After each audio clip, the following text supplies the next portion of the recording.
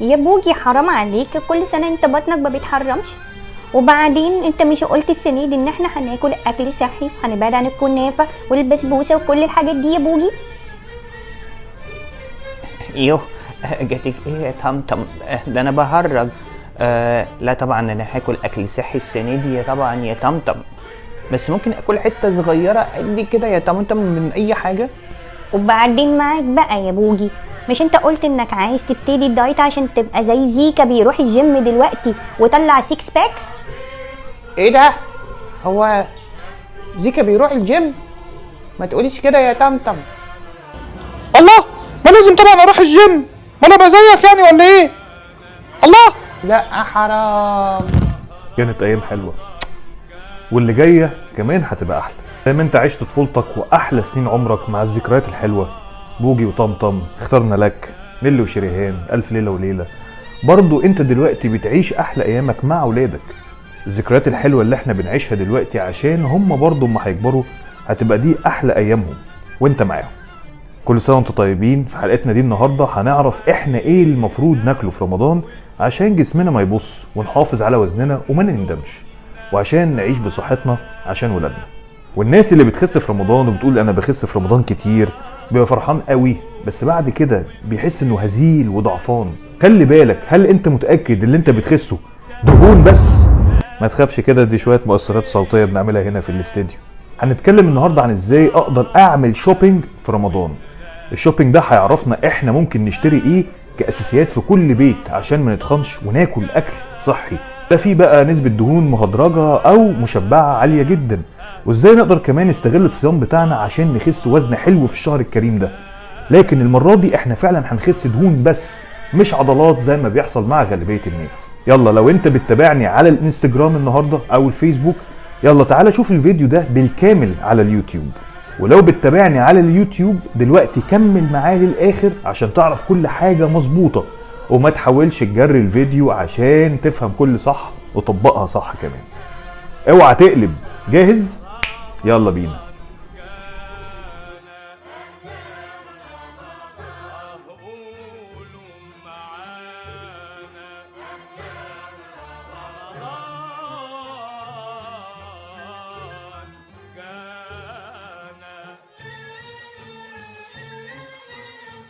ايه بقى هو الشوبينج اللي في رمضان؟ لو انت لسه مش بتعمل شوبينج برضو الكلام ده هينفعك، لانك ممكن تقولي لماما او بابا انت ممكن تاكلي ايه او تاكل ايه لما تتفرج على الفيديو ده بالكامل. مش بس الناس اللي بتعمل شوبينج موجه ليهم الكلام ده.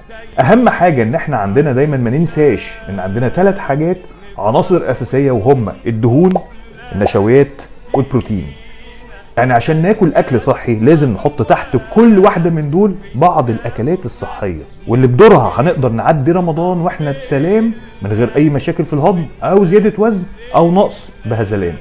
الحاجه التانيه كمان ان احنا ما ننساش ان في بعض المعادن الاساسيه اللي في الجسم، عشان دي هي اللي بتفيد القلب والشرايين وبتحافظ على الخلايا بتاعتنا من اي انكسار، سواء طبعا اذا كان في الفطار او السحور.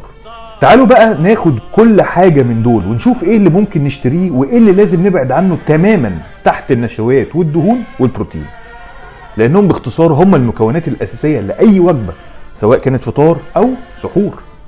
المهم ازاي تعرف تنقي النشويات والدهون والبروتين الصحية لجسمك من السوبر ماركت. تعالوا نشوف.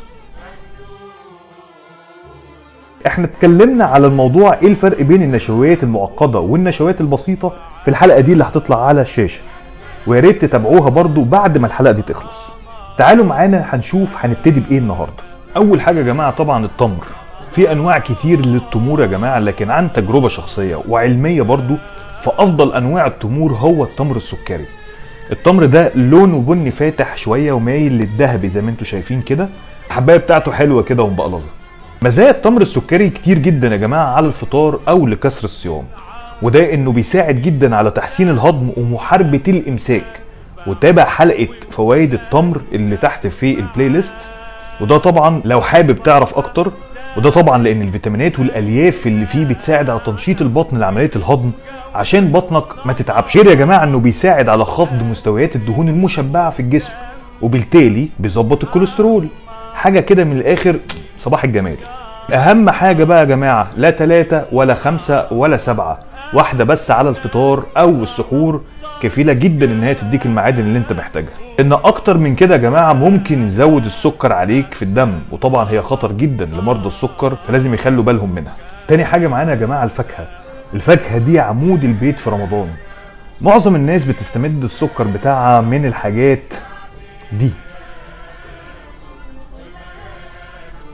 في ناس هتقول لي ما هو السكر اللي موجود في الفاكهه هو برضه موجود في الحاجات دي. يعني انت عايز تقارن بين حاجه صنعها ربنا للحاجات اللي احنا بنحليها بايدينا؟ وده طبعا خطأ شائع، لان البسبوسه والكنافه والقطايف كل الحاجات دي مضاف عليها بعض السكريات ودهون وزيوت وسمنه وزبده وقشطه، اللي هي من الاخر مش بتديلها اي قيمه غذائيه، وبتزود الدهون المشبعه في الجسم اللي ممكن تؤدي في الاخر لامراض احنا مش عايزينها. وعشان طبعا العزومات، ولو مش قادر خالص ونفسك رايح على حاجه زي كده، خد حته قد الصباعين دول كده، تمام؟ بس قبل ما تعمل كده اضغط على نفسك وجرب تاكل تفاحه واحده، جرب بعديها تاكل اي حاجه حلوه، هتلاقي نفسك يا دوبك بتاكل الحته دي اللي قلنا عليها، ويمكن ما تكملهاش كمان. ناس بقى اللي بتحب العيش والرز والمكرونه مفيش اي مشاكل. لو بتحب الرز جيب الرز البسمتي اللي هو حبايته طويله، لانه فيه فوائد كتيره، وغير ان السكر فيه مش بيعلي السكر في الجسم، زي مثلا قارينه عن الناحيه التانيه اللي هو الرز الابيض. ويحبذ طبعا ان انت تسلق الرز البسمتي ده وتحط عليه مكسرات وشويه توابل، وهيبقى طعمه تحفه. وبالنسبه للعيش مش هوصيك بالعيش الرده البلدي الجميل بتاعنا، لانه غير ان هو بيشبع بس هو كمان مليان فيتامينات ومعادن والياف مفيده جدا للبطن وللهضم كمان، اللي بدورها ان هي مش بتعلي السكر زي العيش الابيض. ولو مفيش عيش بلدي، او ان انت ما بتحبش العيش البلدي وبتحب مثلا التوست، ممكن مثلا تجيب التوست البني اللي هو العادي اللي احنا بنجيبه ده، حاول تعود ولادك على العيش البلدي الجميل ده والعيش البني، وبلاش الانواع الغريبه اللي مليانه دي ابيض وبتعمل تقلصات في المعده، وكمان هتزودهم وزن على الفاضي. مننا مش بيحب الاكل المدهن الجميل ده اللي مليان زبده وسمنه وزيت، وطبعا بقى الطبخ بالحاجات دي مش بيحلى غير في رمضان. اقول لك بقى نصيحه، خلي بالك ان ده كمين اصلا عشان يبوظوا لك جسمك، ويحاولوا ان هم يبقى يستحوذوا على الساحل براحتهم. وانا مش هبوظ جسمي لوحدي على فكره، مش مهم الساحل بقى بيروح ويجي، لكن صحتك هي المهم اللي هتوديك وتيجي. انت اهم حاجه ان انت عايز تبقى صحتك هي اللي حلوه، مش شكل جسمك هو اللي يكون حلو. ويا سلام لو الاتنين بقوا هما اللي حلوين مع بعض. الدهون يا جماعه بتنقسم لنوعين، النوع الاول الصحي وده اللي بيجي من الاوميجا وخلافه، وده في الغالب في الحاجات كتيره زي مثلا المكسرات، مثلا عين الجمل واللوز، وكمان في بعض الاكلات زي الافوكادو مثلا وزيت الزيتون. النوع التاني بقى اللي مش مفيد وبيزود الكوليسترول وبيسد الشرايين زي اللي بيجي من الدهون المشبعه، دي منها الزيوت المهدرجه او اللي بيتقلي بيها كتير كذا مره، وخاصه طبعا في محلات الفاست فود او الوجبات السريعه.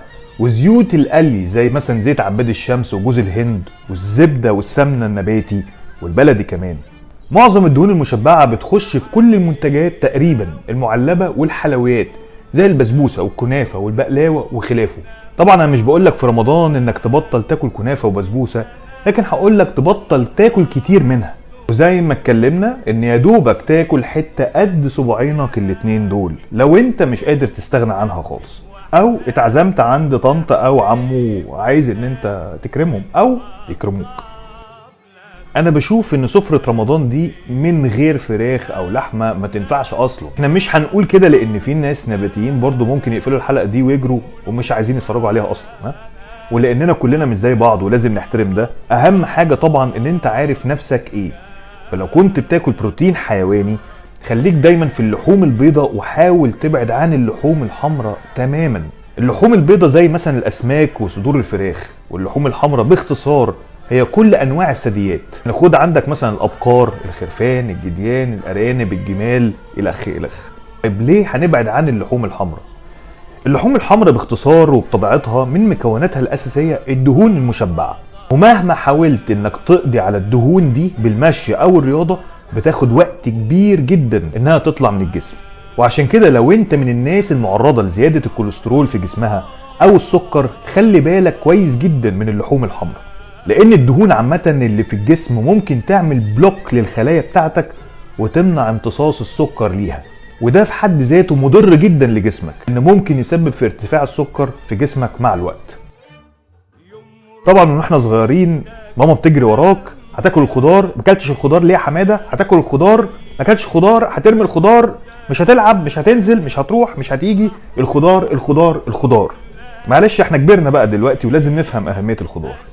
دايما يقول لك كل خضار عشان تخس، وكل خضار عشان تبقى صحتك احسن. ايه سر في الخضار؟ خضار بكل انواعه يا جماعه، سواء كانت باميه، ملوخيه، فاصوليا، قلقاس، طماطم، خيار، بصل، كل الخضار بيحتوي على الياف. يعني ايه الياف؟ الالياف دي جسمك بيحتاجها علشان يساعدك في عمليه الهضم، وكمان بتساعدك جدا ان هي تنزل الكوليسترول والسكر في جسمك. يعني الاكله اللي مش متوفره فيها الالياف دي الاكله اللي فعلا فقيره، ان في الاخر ان الالياف دي هي اللي بتساعدك ان انت تظبط جسمك وتطلع كل السموم من جسمك كمان. واهم حاجه بقى في بيتك في رمضان يبقى دايما متعمر بالخضار. وما تنساش حتى لو نفسك هفتك انك تعمل مكرونه بالبشاميل ولا رقاق ولا اي حاجه من الحاجات الجميله القمر دي، انك تعود نفسك تاكل خضار وفاكهه في رمضان. على الاقل عوضت نفسك بكميه كويسه من الالياف اللي مش هتلاقيها غير في طبق السلطه حلو كده، او طبق خضار جميل اللي ماما كانت بتعمله لك زمان. ايه الخلاصه؟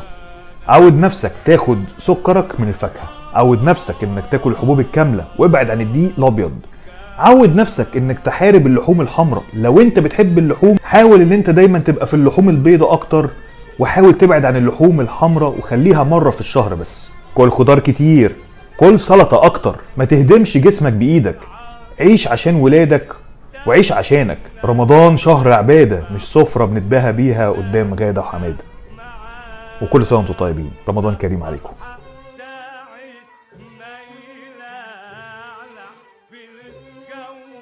صدى